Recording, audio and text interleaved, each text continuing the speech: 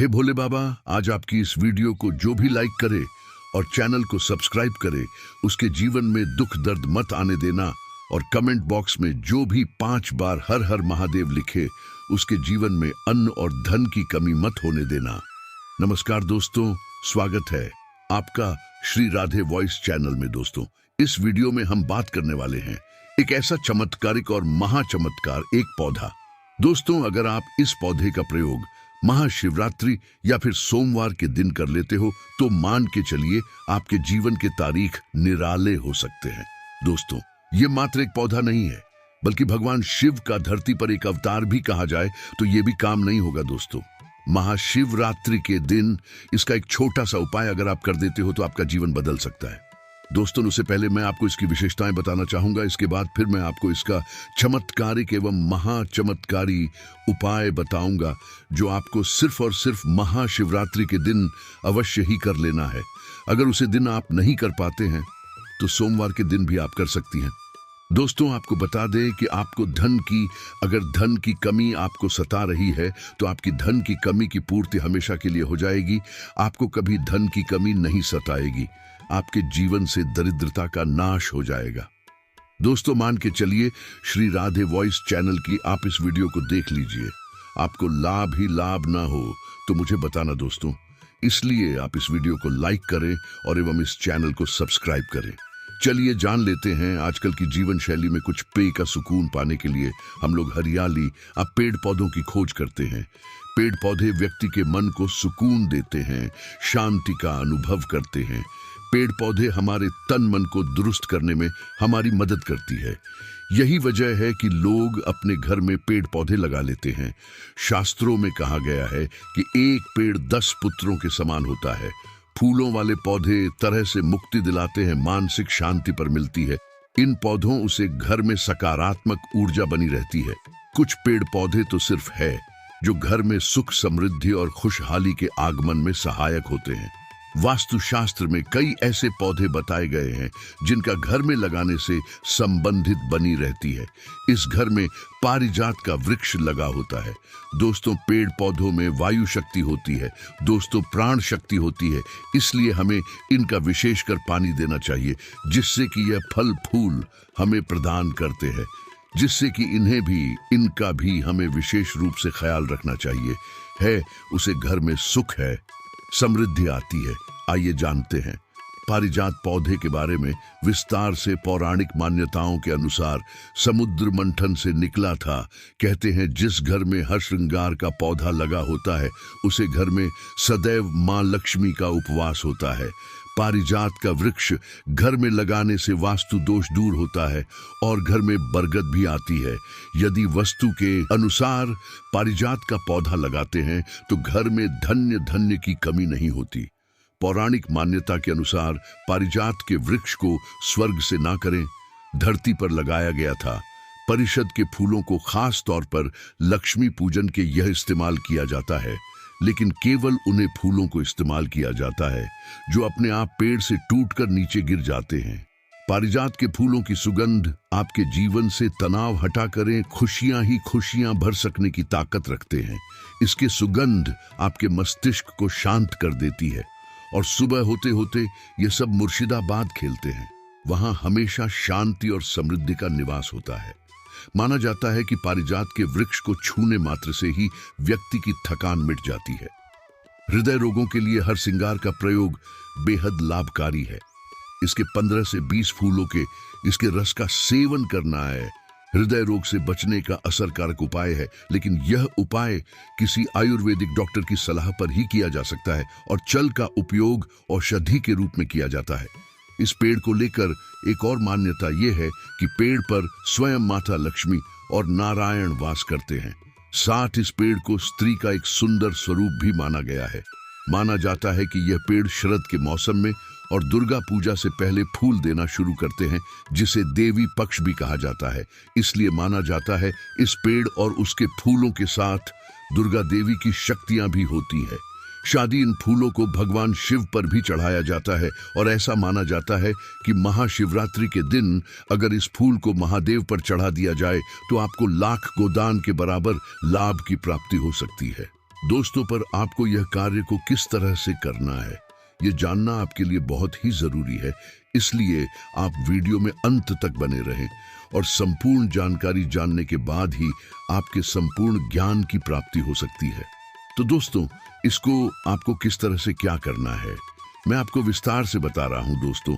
तो सबसे पहले आपको जहां कहीं आपकी के घर आंगन में यदि पारिजात वृक्ष का लगा हो, पौधा लगा हो, पारिजात का जिस्म की फूल आ रहे हो, तो आपको शिवरात्रि के दिन अगर आपके जो पारिजात का वृक्ष लगा हुआ है उसके फूल अगर नीचे गिर गए हैं तो उन फूलों को अच्छे साफ पानी से धो लीजिए और धोकर एक अच्छी जगह पर रख दीजिए।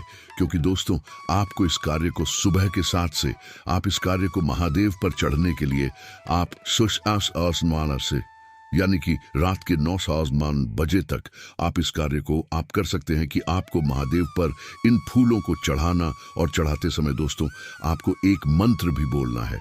वह मंत्र मैं इस वीडियो में भी आपको बताऊंगा, पर उससे पहले दोस्तों मैं आपको बताना चाहूंगा कि आपको इन फूलों को, अगर आपको इन फूलों को महादेव पर चढ़ा रहे हैं तो अवश्य कुछ बातों का ध्यान रखें कि यह फूल गंदे नहीं होने चाहिए दोस्तों।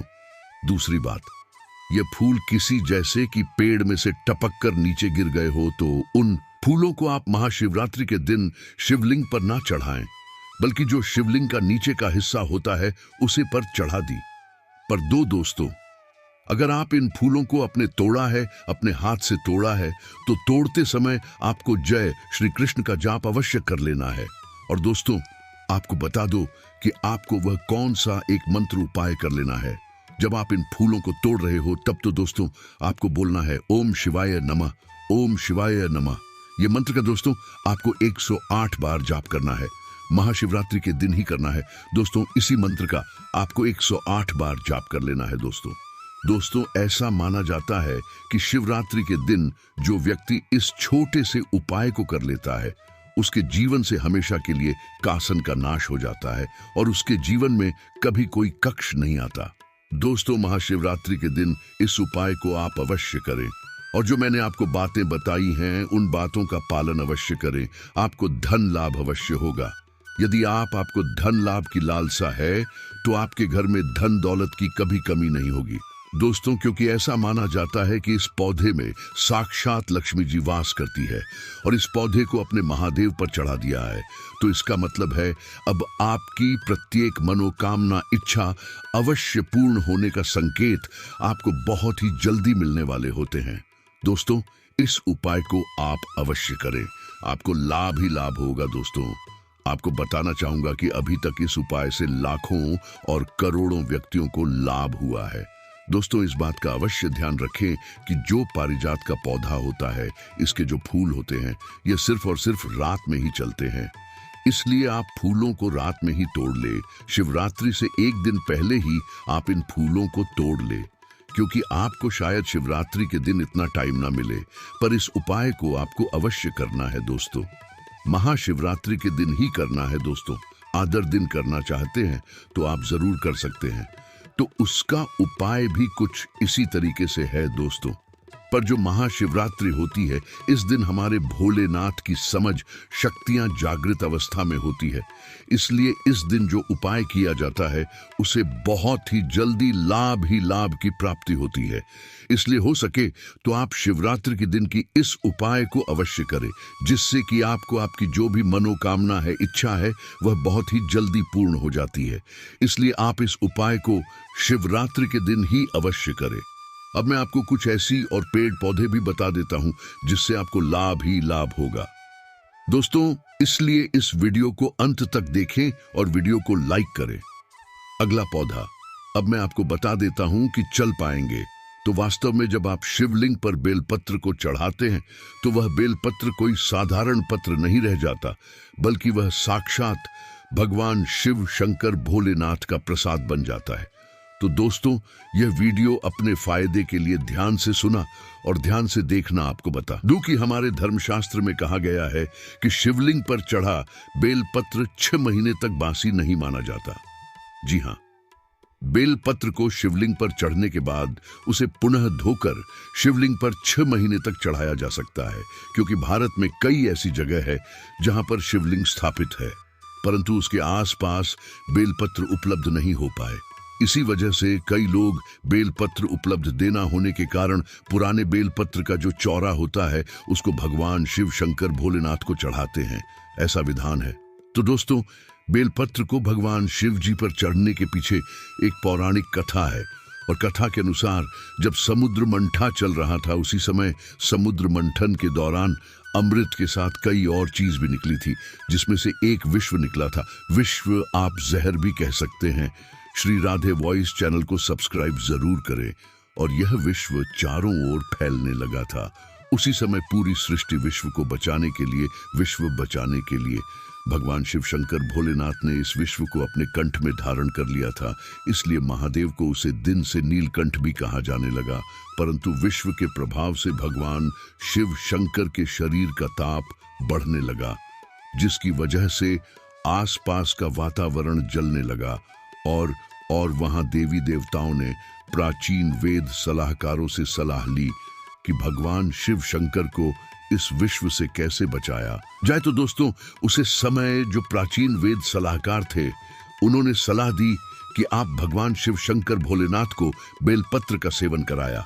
और भगवान शिव शंकर को उसे समय वहां पर जो भी उपस्थित देवी देवताओं ने तत्काल बेलपत्र खिलाया और जल्द से स्नान कराया। ठीक है। इसके बाद भगवान शंकर के शरीर में जो उत्पन्न गर्मी थी वह शांत होने लगी। तभी से भगवान शिव जी को बेलपत्र चढ़ाने की परंपरा मानी गई है। दोस्तों, शिवलिंग पर बेलपत्र अर्पित करने के बाद हमें जल जरूर चढ़ाना चाहिए। इससे भगवान शिव को शीतलता मिलती है और उनका आशीर्वाद हमें प्राप्त होता है।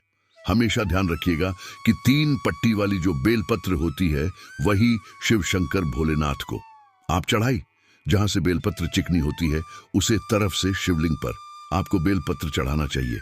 इस बात का आपको विशेष ध्यान रखना है कि कभी भी कटे फटे बेलपत्र भगवान शिव शंकर को आपको नहीं चढ़ता है। इसके पीछे भी एक कथा है, क्योंकि जब भगवान ने शंकर जी ने जो है गणेश जी का सिर खंडित कर दिया था, तभी से भगवान शिव शंकर भोलेनाथ ने संकल्प लिया था कि कभी भी मुझे कोई खंडित चीज है नहीं चढ़ाई जाए, ना ही अर्पित की जाए। तब से भगवान शंकर जी को कभी भी कोई चीज खंडित नहीं चढ़ाई जाती है, चाहे वह बेलपत्र हो। दोस्तों, आप वीडियो को लाइक करते हुए चलेगा और वाकई में भगवान शिव शंकर भोलेनाथ की कृपा चाहते हैं। चैनल को सब्सक्राइब कर लीजिएगा, क्योंकि हमारे चैनल के माध्यम से प्रत्येक दिन आपको वैसे जानकारी दी जाएगी जो आपके दैनिक जीवन में आपका जानना अत्यंत आवश्यक है। और हिंदू भाइयों को ये वीडियो शेयर भी जरूर कीजिएगा। तो दोस्तों, हम थे शिवलिंग पर। अगर आप प्रतिदिन बेलपत्र चढ़ाई तो सभी प्रकार की समस्याएं आपकी दूर हो जाएंगी। भगवान शंकर जी के भक्तों को कभी भी पैसे की समस्या नहीं रहती है। जो बेलपत्र को तिजोरी में रखते हैं उनके तिजोरिया में बरकत आती है, पैसे की समस्या खत्म हो जाती है। दोस्तों, आप इस वीडियो को ध्यान से देखते रहिएगा, क्योंकि बेलपत्र से जुड़ी संपूर्ण जानकारी आपको यहाँ पर प्राप्त होगी। साथ में यह जानकारी हमारे सभी हिंदू भाइयों में बहनों को जानना अत्यंत आवश्यक है। दोस्तों, वीडियो में जो जानकारी बताई जा रही है, ये जानकारी आप लाखों करोड़ों रुपए खर्च करके भी कहीं नहीं प्राप्त कर पाएंगे। नहीं से 15 लोगों को तो ये वीडियो शेयर कीजिएगा, ताकि आप भी हिंदू भाइयों बहनों के सौभाग्य तुम काम करें। दोस्तों, इस प्रकार की जानकारी बहुत ही अनमोल होती है। बाद में चलकर यह जानकारी हमारे लिए काफी फायदेमंद साबित होती है।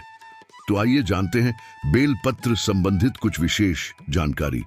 दोस्तों, हम आपको बता दें कि प्राचीन पुराणों में बताया गया है कि कुछ विशेष समय होता है जिनमें बेलपत्र को कभी भी नहीं तोड़ना चाहिए। जी हाँ दोस्तों, कुछ ऐसे विशेष तिथि जिन बेलपत्र को आपको कभी भी नहीं तोड़ना चाहिए। जैसे कि हमारे धर्मशास्त्र में रहते हैं, बेलपत्र को हमेशा चतुर्थी, अष्टमी, नवमी, दशमी, अमावस्या और पूर्णिमा संक्रांति के तिथि में आपको कभी भी नहीं तोड़ना चाहिए। साथ में सोमवार के दिन बेलपत्र को कभी भी नहीं तोड़ना चाहिए, क्योंकि विशेषकर बेल के पेड़ पर बेलपत्र में भगवान शिव शंकर सोमवार के दिन वास करते हैं, क्योंकि बेलपत्र के संपूर्ण हिस्से में भगवान शिव शंकर का वास माना जाता है। बेल पेड़ों के मध्य भाग में भगवान विष्णु जी का भी वास माना जाता है।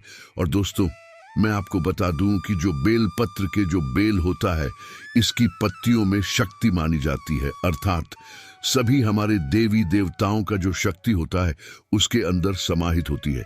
इसलिए आपको कभी भी सोमवार के दिन बेलपत्र नहीं तोड़ना चाहिए।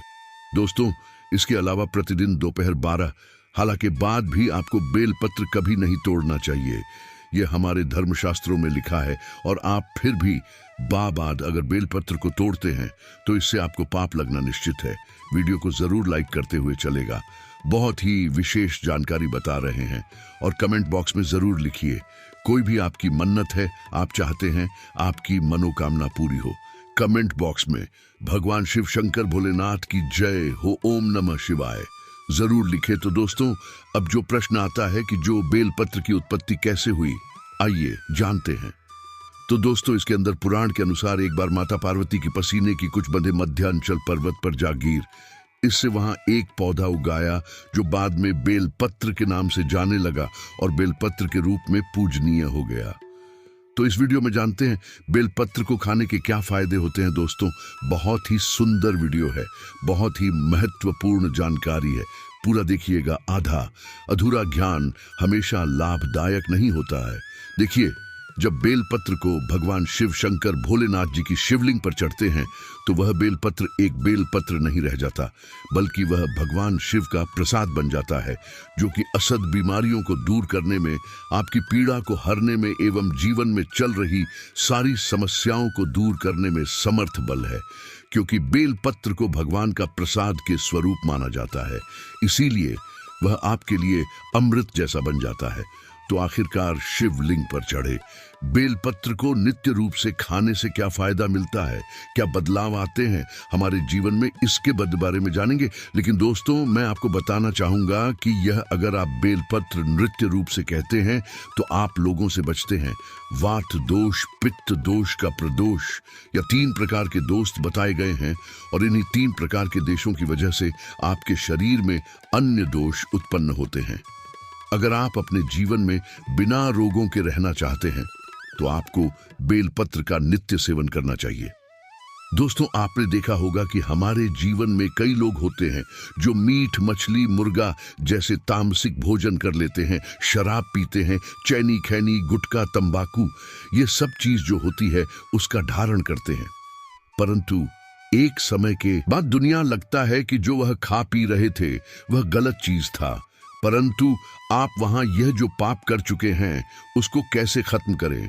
तो दोस्तों, मैं आपको बताना चाहूंगा, नित्य कम से कम ज्यादा नहीं तो 1 महीने में 10 से 15 बार अगर आप भोलेनाथ भगवान शिव शंकर पर चढ़ा हुआ बेलपत्र का प्रसाद धारण करेंगे तो जो तामसिक गुण होते हैं वह पूर्णतः आपके शरीर से खत्म हो जाएंगे। आपने कभी भी मीट, मछली, मूर्ख इस प्रकार का कुछ भी सेवन किया है, आपने शराब पिया है, आप इस पाप से मुक्ति पाना चाहते हैं तो आपको नित्य बेलपत्र का सेवन करना अत्यंत आवश्यक है। इसके सेवन से आपके शरीर शुद्ध होता है। आप अपने अशुद्ध शरीर को पूर्ण रूप से स्वस्थ बनाने के लिए पूर्णता संपन्न पाए जाते हैं। आपको भगवान शिव शंकर भोलेनाथ के इस प्रसाद को ग्रहण करना अत्यंत आवश्यक है। आज ही से शुरू कर दीजिए। नित्य 5 बेलपत्र शाम में खाई है। अगर नित्य कहते हैं तो यह आपके शरीर में तमस गुण को समाप्त कर देगा, किसी भी प्रकार की बीमारियां हैं पूर्णता समाप्त कर देगा। बेलपत्र खाने से आपका भाग्य भी बदलने लगेगा, आपका भाग्य बलवान हो जाएगा। दोस्तों, कैसे भी आपका दुर्भाग्य हो, जिस समय से आप बेलपत्र खाना शुरू कर देंगे आपका दुर्भाग्य सौभाग्य में बदल जाते, आपकी किस्मत, आपकी तकदीर फिर आपके अनुरूप चलने लगती है। इसके बाद आयुर्वेद में भी कहा जाता है कि बेलपत्र को खाने से आपका जो रक्त होता है, खून होता है। दोस्तों, श्री राधे वॉइस का संकल्प है आप तक सही जानकारी पहुंचाना। हिंदू धर्म की वह साफ होता है। अगर खून संबंधित, रक्त संबंधित कोई बीमारी है, नित्य 5 बेलपत्र खाई। 5 बेलपत्र खाने के बाद आपके शरीर में जो खून में किसी भी प्रकार की गंदगी है वह धीमे धीमे में खत्म होने लगेगी। आपका शरीर बहुत ही स्वच्छ हो जाएगा।